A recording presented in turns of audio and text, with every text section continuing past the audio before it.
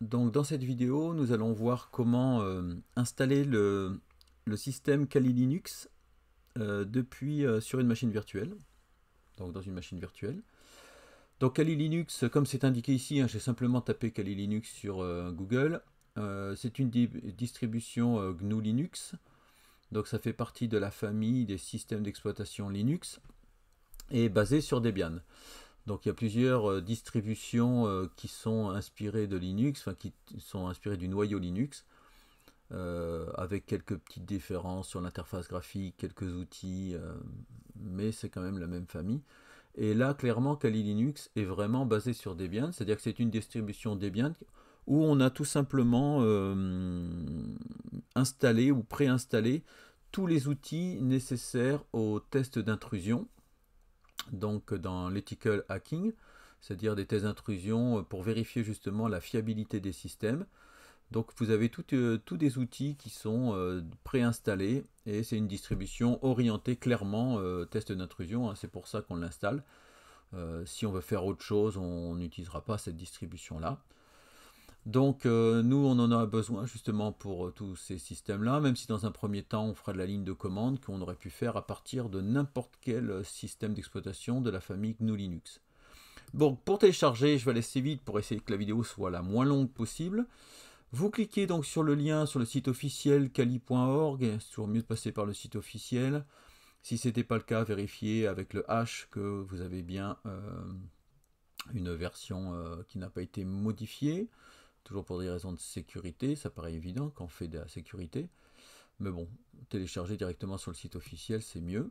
Et là, quand vous allez sur Download, vous avez plusieurs possibilités. Donc je vais vous expliquer un petit peu, pas tout, parce qu'il y a ça sera un peu trop long. Mais vous avez plusieurs solutions pour installer Kali Linux. Les plus exotiques sont en bas. On peut faire des live boot, hein, c'est-à-dire démarrer à partir, alors là c'est symbolisé par une clé, c'est-à-dire un disque dur externe, c'est-à-dire qu'on va booter sur ce système d'exploitation. Euh, ça peut être pas mal pour les performances, parce qu'on utilise dans ce cas-là toutes les ressources matérielles, puisque vous n'avez pas deux systèmes qui tournent, hein, vous avez uniquement Kali Linux qui tourne sur votre machine. Par contre, il vous dit qu'effectivement, il peut y avoir des problèmes d'entrée-sortie, parce que suivant votre port, hein, si c'est de l'USB 3, alors si c'est de l'USB 2, ça va être très long. Enfin, voilà, il faut imaginer qu'à chaque fois, du coup, on va passer par ce port-là pour faire fonctionner. Vous avez des systèmes en cloud qu'on n'étudiera pas, containers comme Docker, etc. Ce sont des choses qu'on n'a pas vues. Vous avez des systèmes mobiles, donc ça c'est facile à comprendre. ARM, ce sont toutes les architectures des nano-ordinateurs qu'on appelle, comme les Raspberry Pi. Ce sont des architectures différentes de vos ordinateurs, beaucoup plus simples, mais qui sont utilisées pour des petits systèmes embarqués, la programmation embarquée. Donc vous chercherez ARM, Raspberry Pi, mais il y en a d'autres, c'est celui qui me vient en tête, mais il y en a d'autres. Donc ça, on n'utilisera pas. Et puis après, pour nous, clairement, par rapport à nos ordinateurs, on aurait deux possibilités. La première, c'est d'installer une image. Une image, on aurait un point ISO, c'est-à-dire c'est une image disque. On booterait sur l'image ISO et on ferait l'installation sur notre machine virtuelle.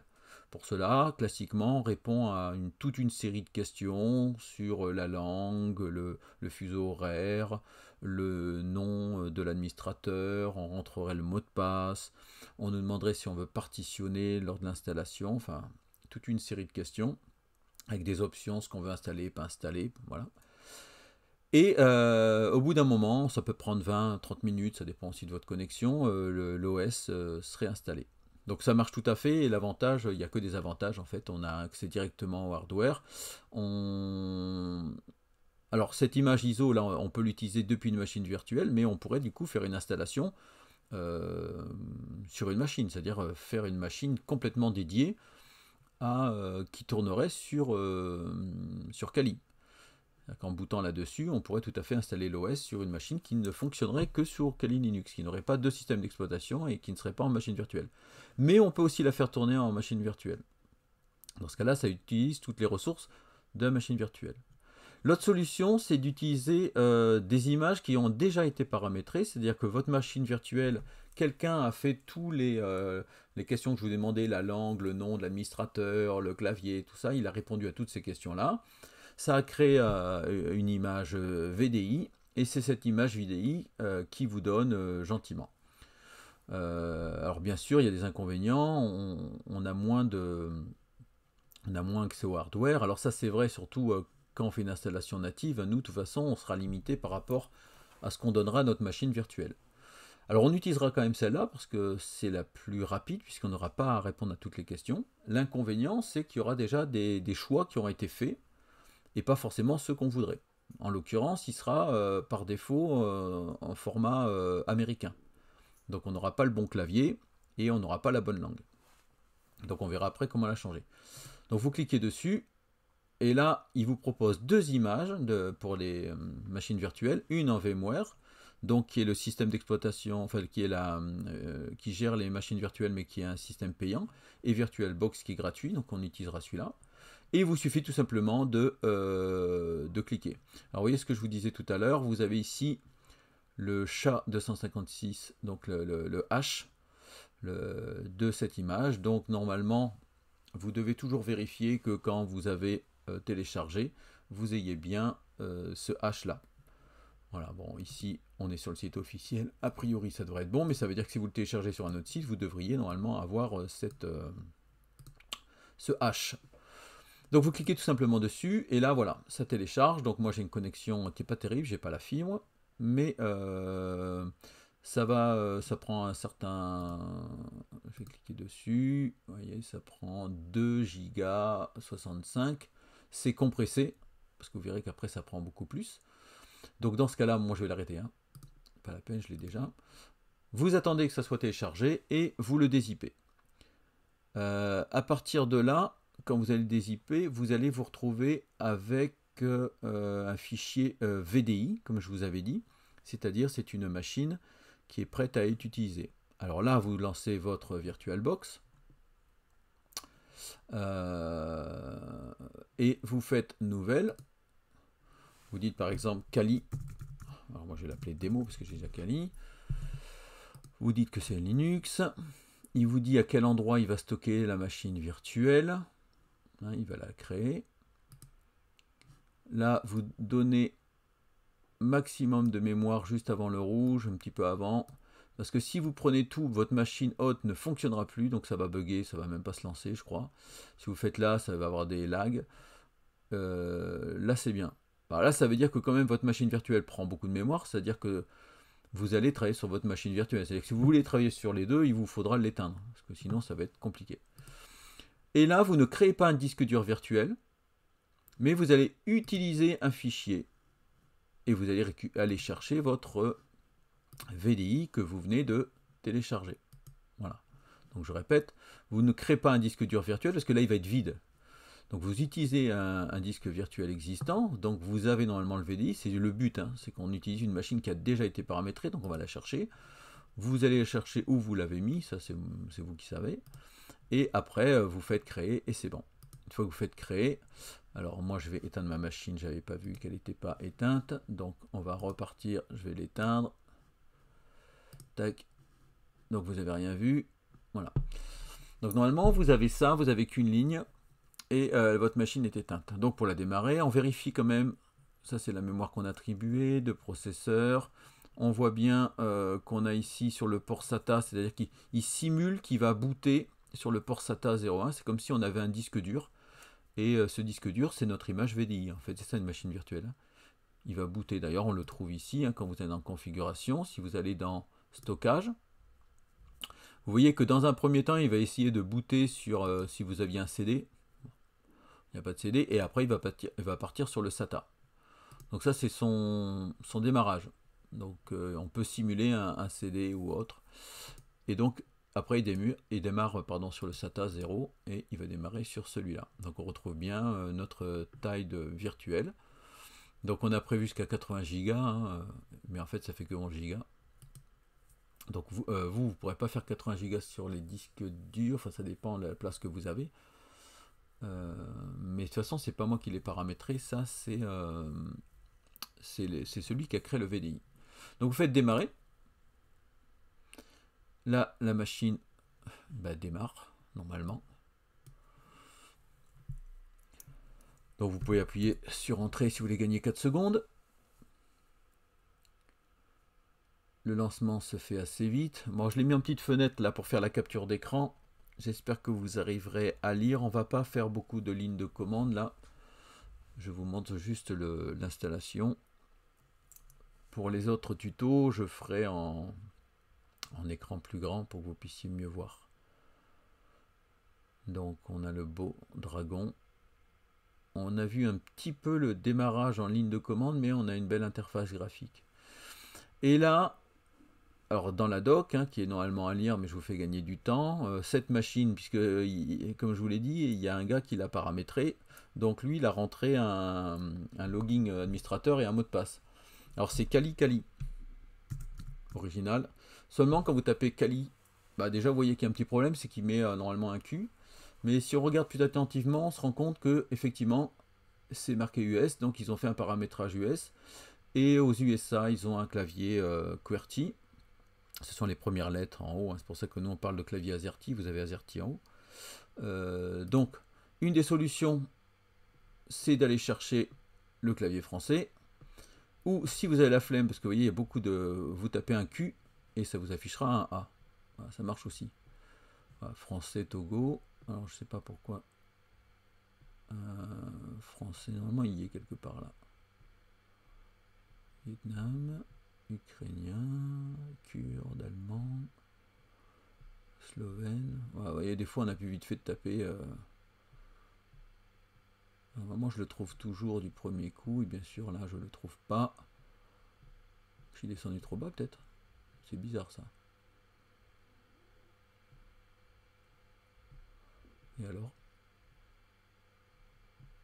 Ah, français. Voilà. À partir de là, vous avez FR. Et si vous retapez Kali, vous avez bien effectivement Kali. Alors, soit vous cliquez ou faites tabulation, vous allez en bas et le mot de passe c'est Kali également. Donc évidemment, c'est un mot de passe et un login par défaut. Sur une machine en exploitation, il ne faudrait surtout pas laisser ça parce que tout le monde sait que c'est Kali Kali. Et deuxièmement, un mot de passe de 4 lettres, c'est facilement craquable, nous on l'a déjà vu. Et en plus, ils connaissent déjà l'identifiant. Donc ça, c'est le pire des scénarios. Ils connaissent l'identifiant, ils ont juste à trouver le mot de passe. Mais bon, là, on est... De toute façon, on n'a pas le choix. Là, on est à la première installation. On peut changer le mot de passe que lorsqu'on s'est connecté au moins une fois. Alors, il me met un écran que vous n'aurez pas. Ne plus me poser la question. Je vais vous expliquer pourquoi. Donc, vous l'avez pas. Vous n'avez pas ça. Vous avez ça. Voilà, vous démarrez, vous avez ça. Alors, et vous n'avez pas ces mots-là. Alors, je suis désolé, mais bon, sinon, il fallait que je réinstalle à nouveau. Et comme j'ai pas de connexion, vous l'avez en anglais. Vous avez tout en anglais. Alors, justement, je vais vous expliquer comment on fait pour passer en français. Parce que c'est possible que quand vous allez ouvrir ce terminal, donc c'est ce qu'on appelle un terminal, vous cliquez là-dessus et ça ouvre une fenêtre noire. Terminal, on l'utilisera tout le temps. C'est beaucoup plus puissant. Je vais vous expliquer pourquoi. Il y a 3 raisons. La première, c'est que si vous allez sur des forums, les aides que vous aurez, ce sera toujours à partir de la ligne de commande. Tout simplement parce que la ligne de commande ne change pas trop, voire quasiment pas, par rapport aux distributions. Que vous soyez sur Kali, Ubuntu, Debian, vous aurez la même ligne de commande. Deuxièmement, quand on a l'habitude, c'est beaucoup plus rapide finalement de taper une ligne de commande que d'aller chercher dans les interfaces graphiques. Troisièmement, les lignes de commande peuvent faire plus que les interfaces graphiques, puisque les interfaces graphiques sont basées sur ces lignes de commande. Et il y aurait, oui, quatrièmement, c'est que lorsque vous prenez la main sur des serveurs, ce qui est souvent le cas quand vous travaillez sous Linux, parce que les serveurs sont souvent sous Linux, serveurs web, etc., il n'y a pas d'interface graphique d'installer. Donc vous ne pourrez pas de toute façon lancer l'interface graphique. Alors pourquoi elle n'est pas installée? Parce que ça consomme des ressources inutilement. L'interface graphique, elle a été créée pour des utilisateurs. Donc le premier, c'est Apple qui avait créé l'interface graphique. Après Windows donc a suivi dans les mois qui ont suivi justement cette invention-là, pour que l'utilisateur puisse travailler facilement. Un serveur n'a pas besoin de ça. Et en plus, ça ouvre des failles de sécurité. Donc, voilà, il faut travailler en ligne de commande, c'est la base quand on travaille sous Linux. Même si vous allez trouver ça archaïque au début et trop long, après, vous ne pourrez plus vous en passer. Donc là, si vous tapez des lettres, c'est possible que vous n'ayez pas AZERTY, que votre clavier en fait ne soit pas. Essayez de taper des points, des pourcentages. Alors moi évidemment ça marche puisque je l'ai paramétré. Mais normalement vous ça ne doit pas marcher. Alors si ça ne marche pas, parce que si ça marche, on laisse tomber. Mais déjà vous n'aurez pas corbeille, etc. Alors ça par contre c'est pas trop gênant parce que limite quand vous allez chercher de l'aide, vous l'aurez souvent en anglais. Et peut-être que le fait d'avoir transformé le système en français, vous allez être un peu perdu. C'est-à-dire que vous n'aurez pas, là ici j'ai tout en français, alors que souvent sur internet vous l'aurez dans la version anglaise. Donc peut-être des fois c'est pas souhaitable de traduire. Donc là pour reconfigurer, puisque ça a déjà été configuré par quelqu'un, il faut taper dpkg. Alors moi ça me l'écrit, mais vous devez l'écrire entièrement parce que dpkg-reconfigure local avec un S. Alors si vous cliquez ça, ça mettra une erreur, puisque, on va le faire quand même. Donc c'est pareil, vous aurez le message, mais en anglais.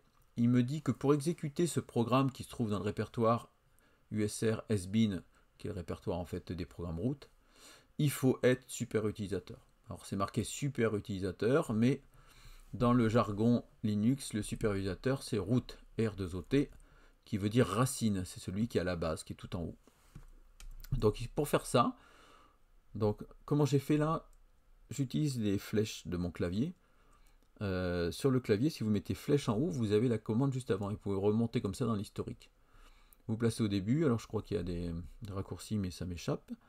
Et là, vous tapez tout simplement sudo devant, un espace. Sudo, ça veut dire exécute cette commande en tant que super utilisateur. Donc bien sûr, du coup, il me demande le mot de passe. Je tape Kali. Et là, il va me lancer le terminal avec une interface super sexy qui date des années 90. Alors c'est volontaire, on pourrait faire plus beau, on pourrait faire... mais le but, je vous rappelle, c'est que ça fonctionne sur n'importe quelle machine, y compris celles qui n'ont pas de configuration graphique, parce que leur but n'est pas de faire la configuration graphique. Si je prends par exemple les machines dont je vous ai dit tout à l'heure, les Raspberry Pi, il y a des nanos, il y a encore plus petits, ce sont des machines qui ont des ressources graphiques très limitées, parce que leur but c'est de, par exemple, de contrôler la domotique ou de faire des instructions de base sur des relais électroniques. Ils n'ont donc pas besoin d'interface graphique, ils n'ont même pas d'écran en général d'ailleurs. Vous prenez le contrôle à distance. Je vous montrerai ça plus tard. Donc voilà, c'est pour ça que vous avez une interface qui est cette forme-là, et quand vous aurez l'habitude de Linux, vous ne serez pas surpris, comme pour que ça fonctionne sur tous les systèmes. Donc là, la souris ne fonctionne pas, hein. Vous pourrez toujours essayer de cliquer. Donc l'idée, c'est de descendre avec la flèche et d'aller chercher le FR. Alors donc c'est classé par ordre alphabétique. Donc vous avez forcément le clavier anglais qui a dû être configuré, américain plutôt. Donc à un moment donné on va passer devant. Donc voilà, il était coché. Donc vous avez celui-là par défaut. Il est toujours coché, celui-là c'est le système américain, c'est pour ça qu'on avait du QWERTY. Et on va descendre et on va aller à FR. Donc moi c'est coché, vous ça l'est pas. Donc vous vous placez, vous voyez il y a le curseur rouge, vous placez devant FR, UTF-8, UTF-8. Vous appuyez sur espace, et espace va créer l'étoile. Ça veut dire que vous avez sélectionné ce jeu de paramètres régionaux, cet encodage avec tous les paramètres qui vont bien. Pour valider ça, il faut appuyer sur tabulation. Tabulation, on va mettre en surbrillance OK, et vous appuyez sur entrée. Vous arrivez après sur un deuxième qui vous demande les jeux de paramètres régionaux actifs par défaut. Parce que du coup, on a rajouté la France, mais elle n'est pas activée par défaut. Donc vous devez avoir ça. Si vous laissez ça, ça ne changera rien. Il faut que vous descendiez, que vous dites, bon voilà, moi par défaut, je veux qu'on soit en mode français. Pareil, vous appuyez sur tabulation. OK est en surbrillance et vous appuyez sur entrée. À partir de là, votre système va se mettre à jour et vous aurez donc un clavier français. Il est possible, un système configuration française. Il est possible que le clavier, suivant le clavier que vous utilisez, ne soit pas le bon. Dans ce cas-là, on va utiliser, alors on aurait pu le faire en mode graphique, mais en mode ligne de commande, mais je vous montre qu'on peut aussi utiliser le mode graphique quand même. Donc ici, vous avez paramètres. Alors vous, c'est possible que ce soit toujours en anglais. Il faut redémarrer la machine pour bénéficier du paramétrage. Je vous montrerai après. On va finir le paramétrage du clavier. Là, vous avez clavier. Vous avez plusieurs onglets. Vous prenez le dernier. Et là, vous voyez, vous avez une série de claviers. Moi, j'ai pris MacBook, MacBook Pro. Vous prenez celui que vous trouverez le plus rapprochant si vous ne trouvez pas le vôtre. Par défaut, normalement, ça marche. Mais si ça ne marchait pas, vous prenez celui qui pourrait se rapprocher le plus. Et voilà, à partir de là, c'est bon. Donc maintenant, il faut procéder à un redémarrage. Il suffit tout simplement de cliquer sur déconnexion et vous faites un redémarrer. Voilà, je vous remercie pour votre attention. Donc cette première vidéo était l'installation et le paramétrage en français de Kali Linux. À partir de maintenant, vous êtes donc prêt pour pouvoir commencer à taper les premières lignes de commande.